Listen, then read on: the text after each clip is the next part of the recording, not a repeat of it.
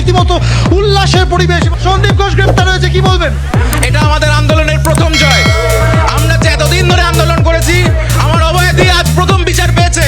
সন্দীপ ঘোষের আন্ডারে যে নেক্সাস তৈরি হয়েছিল, যে অপরাধের চক্র তৈরি হয়েছিল আর্জি করে, আজকে তার ভাঙা হয়েছে। সন্দীপ ঘোষ অ্যারেস্টেড, আমাদের আন্দোলন এক ধাপে গিয়েছে, আমরা একটা জয় পেয়েছি। আমরা আরো আমাদের আন্দোলন জোরদার করব। আমাদের যে আরো 5টা দাবি আছে, সেই 5টা দাবির জন্য আরো আন্দোলন জোরদার হবে আগামী দিনে। এখানে দেখি সকলে একদম করতালি দিচ্ছেন। এই খবর, এই সন্দীপ ঘোষের গ্রেপ্তার হওয়ার খবর এখানে কিন্তু অ্যানাউন্স করা হচ্ছে যে ম্যাটাডোরের উপর থেকে। আমি একটু চেষ্টা করবো আরো যারা এখানে ছাত্রছাত্রীরা রয়েছেন। আচ্ছা, আপনারা তো নিশ্চয়ই খবরটা পেয়েছেন, সন্দীপ ঘোষ গ্রেপ্তার হয়েছে, কি বলবেন? তদন্ত যদি ঠিক দিকে এগোয়, আমরা খুব তাড়াতাড়ি প্রকৃত অপরাধীদের খুঁজে পাবো এবং আমাদের খুঁজে বার করতেই হবে। এটা সাধারণ মানুষের জয়। আমরা আজকে জিতেছি।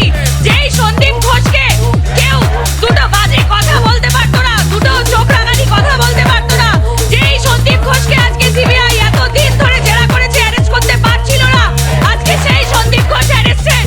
এতে আমরা জনগণ, সমস্ত জনগণরা তারা সম্পূর্ণ সমর্থন আমাদেরকে দেখিয়েছেন। আপনারা আরো আমাদের পাশে থাকুন। আমরা প্রকৃত অপরাধীকে খুব তাড়াতাড়ি শীঘ্রই বার করতে পারবো। তুমি বুঝতে পারছো সব্যসাচী, যেমন একদিকে উল্লাস চলছে, আমার সাথে ডক্টর সৌম্যদীপ রয়েছেন, আমি একটু কথা বলবো। সন্দীপ ঘোষ অ্যারেস্ট হয়েছেন 18 দিন জিজ্ঞাসাবাদের পর, কিভাবে দেখছেন? এটা এতদিন ধরে আপনারা আন্দোলন চালাচ্ছেন। এটা তো আন্দোলনের জয়। এটা তো জানাই ছিল তিনি অ্যারেস্ট হতে বাধ্য করবো আমরা তাকে।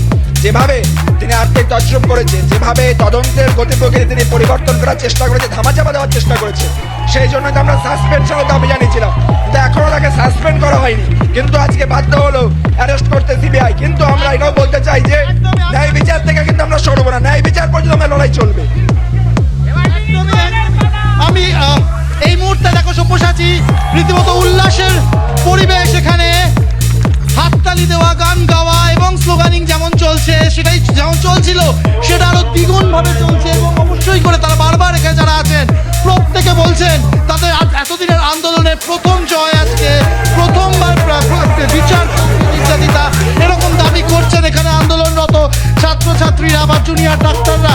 আমি একটু আরো ছবি দেখানোর চেষ্টা করবো। ঠিক কিভাবে এখানে যারা এখনো অবস্থানে বসে রয়েছেন, তার প্রত্যেকেই আনন্দিত, করতালি দিচ্ছেন, জাতীয় পতাকা ওয়েভ করা হচ্ছে এবং বারবার বলছে যে এইভাবে তাদের যে আন্দোলন এতদিন ধরে চলছে, অবশেষে সন্দীপ ঘোষের গ্রেপ্তার তাদের প্রথম জয়। একদমই সন্দীপ ঘোষের গ্রেফতারি তাদের প্রথম জয়, এমনটাই আন্দোলনরত চিকিৎসকরা যারা রয়েছেন তারা উচ্ছ্বসিত, তারা করতালি দিয়ে তারা উচ্ছ্বাস প্রকাশ করেছেন এবং স্লোগান আরো চড়া অক্সিজেন, নতুন করে অক্সিজেন পেল এই আন্দোলন, এমনটাই মনে করছেন তারা। যে অবস্থানে তারা বসেছেন সেই অবস্থান আরো জোরদার হলো বলে মনে করা হচ্ছে। এবং সন্দীপ ঘোষের এই গ্রেফতারি তারা বলছেন এটা প্রত্যাশিত ছিল, এটা প্রয়োজন ছিল।